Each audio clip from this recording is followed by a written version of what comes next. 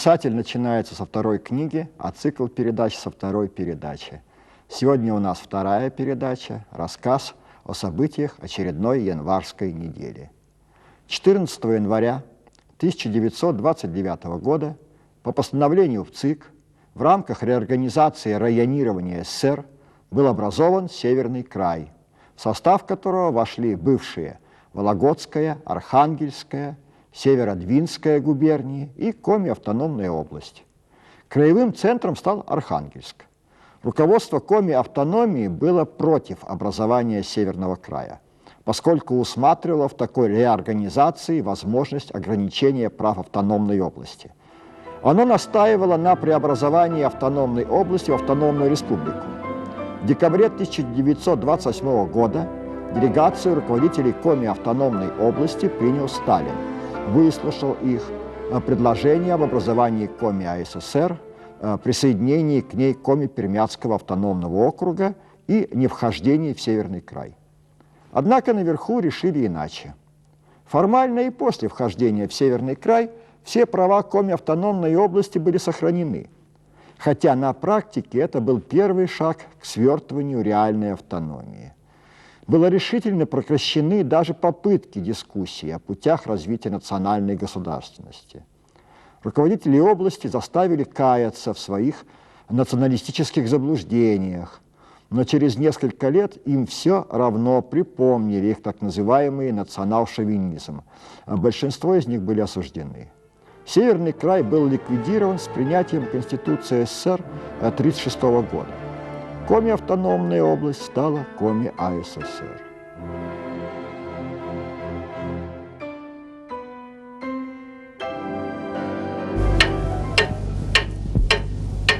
В 1783 году архитекторами Никитиным и Обуховым был составлен план Вологодской губернии города Усть-Сысольска.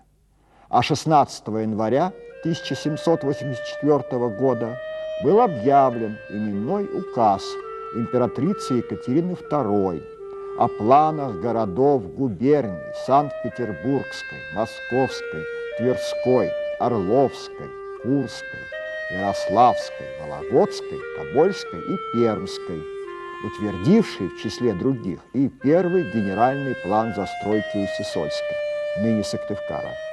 Можно сказать, что с него и началась плановая застройка столицы нашей республики. В Усть-Сысольске архитекторы спланировали 12 улиц, 7 из которых прямыми лучами веером расходились от излучины Сысолы, а 5 пересекали их под прямым углом и шли параллельно реке. На пересечении центральных улиц была разбита главная городская площадь. Улицы образовали 26 городских кварталов, которые делились на плановые места, то есть на участки земли в этих кварталах. Количество плановых мест в кварталах колебалось от 8 до 25, а всего их было 478. Для присутственных и прочих казенных строений, цитата, и каменного гостиного двора отводились части самых престижных первого и второго кварталов на набережной реки Сысолы. Первый план застройки охватывал старую часть Сыктывкара от реки до улицы Первомайской и от улицы Горького до улицы Домны-Каликовой, современных, разумеется.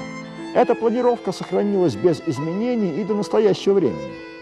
Примечательно, что на первом плане Усть-Сысольска только 3 улицы имели название: Покровская, современная Орджоникидзе, Набережная, современная Кирова, и Сухановская, современная Бабушкина, названная в честь крупнейшей купеческой семьи Сухановых, внесшей большой вклад в развитие города. И, может быть, все же стоит хотя бы этим старейшим улицам вернуть первоначальные их названия. 17 января 1918 года в Усть-Сысольске состоялся Усть-Сысольский уездный учредительный съезд Совета рабочих, солдатских и крестьянских депутатов. Съезд, на котором присутствовали представители и различных советов, и земских органов власти, и властей, и общественных организаций, был призван положить конец безвластию, сложившемуся после Октябрьского переворота в Петрограде и свержения Временного правительства.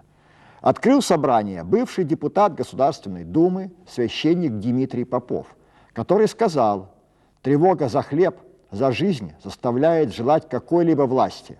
Такая власть необходима для объединения народа и успокоения». Съезд установил в Усть-Сысольском уезде советскую власть.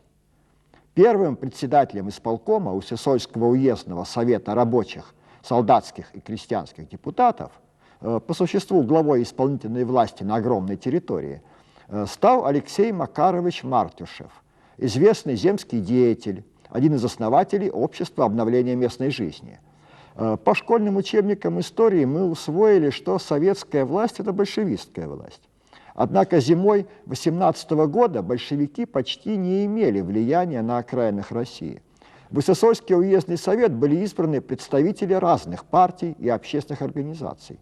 Депутаты принадлежали к разным социальным группам. Среди них, к примеру, были 2 священника.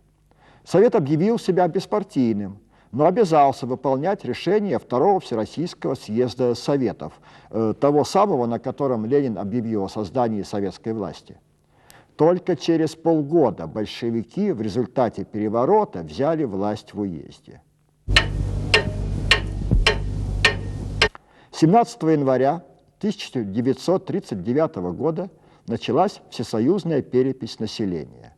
Эта перепись не совсем обычная. Первая всесоюзная перепись населения была проведена в 1926 году, вторая – в 1937 году, как и принято через 10 лет. Но она была признана вредительской. Материалы ее дефектными и частично уничтожены, частично засекречены. Большинство организаторов арестованы и осуждены. Основная причина в том, что полученные данные о численности населения были ниже, чем те, что уже были объявлены Сталиным. Руководство страны приняло решение провести в 1939 году новую перепись. Одним из руководителей переписи был наш земляк, уроженец села Помоздино Владимир Никонович Старовский, впоследствии более 30 лет возглавлявший статистическую службу страны, ставший героем социалистического труда. Согласно итогам переписи населения 1939 года, в Коми СССР проживали 319 тысяч человек. Из них 290 тысяч были сельскими жителями. 72,5% населения составляли коми. Но наряду с обычной была проведена спецперепись заключенных, охраны мест заключения и аппарата НКВД. Численность спецконтингента, прошедшего перепись по линии НКВД, в Коми АССР составляла 132 тысячи человек. Из них 126,5 тысяч человек были заключенными лагерей. Наша республика к этому времени уже стала одним из самых больших островов архипелага ГУЛАГ. 18 января 1949 года на карте Коми АССР появился 4-й город – Печора. Его история связана со строительством Северо-Печорской железной дороги. Первые поселенцы на месте будущего города появились еще в 1938 году. Это были заключенные Севжелдорлага. Они высадились на берегу Печоры, в месте, называемом Канин-Нос. Сейчас как раз там, где карабкались на крутой берег первые поселенцы, стоит памятник Русанову. Вскоре появился и поселок Канин-Нос. А недалеко от него начал строиться еще один поселок при станции Печора. В мае 1940 года специально для строительства участка железной дороги от Кожевы до Воркуты был создан новый лагерь Северо-Печорский. Другое название – Печорский железнодорожный. В 1947 году управление Печжелдорлага было переведено из Абизи в Печору. В 1948 году на сессии Верховного Совета Коми АССР депутат Боровицкий, начальник управления Северо-Печорского ИТЛ, внес предложение о переименовании рабочих поселков Канин-Нос и Печора в город Печорск. И в начале 1949 года поселки были объединены в город Печору. Печора, уже город, еще долго была лагерной столицей. В 1950 году она стала центром Печорского ИТЛ, объединявшего Печжелдорлаг и Севжелдорлаг, закрытого только в 1959 году. Конечно, современная Печора совсем не похожа на свой лагерный прототип, но и по сей день в городе можно найти следы его лагерной юности.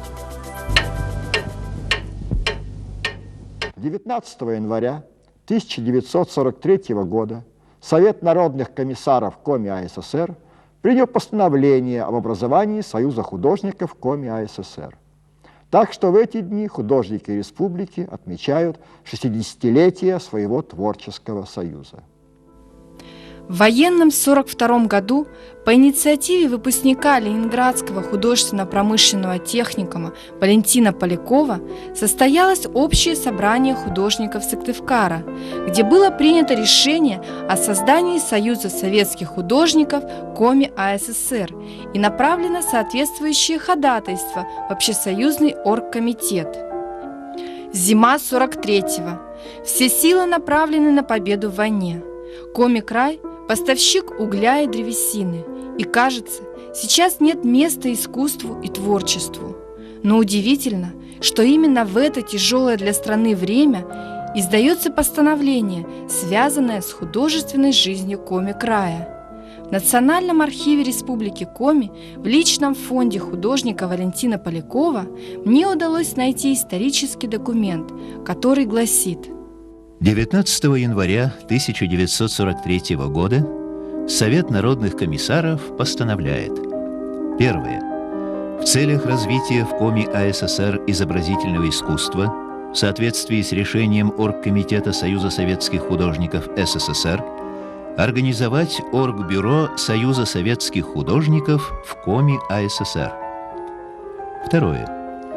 Утвердить председателем Оргбюро Союза советских художников Коми АССР товарища Полякова Валентина Викторовича, членами Оргбюро товарищей Безносова Михаила Павловича и Стронка Георгия Адамовича.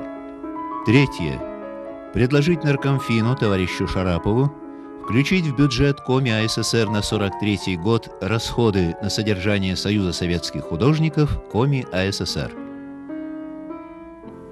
Этот документ положил начало организации Союза художников Коми АССР, у основания которого стояли 3 художника.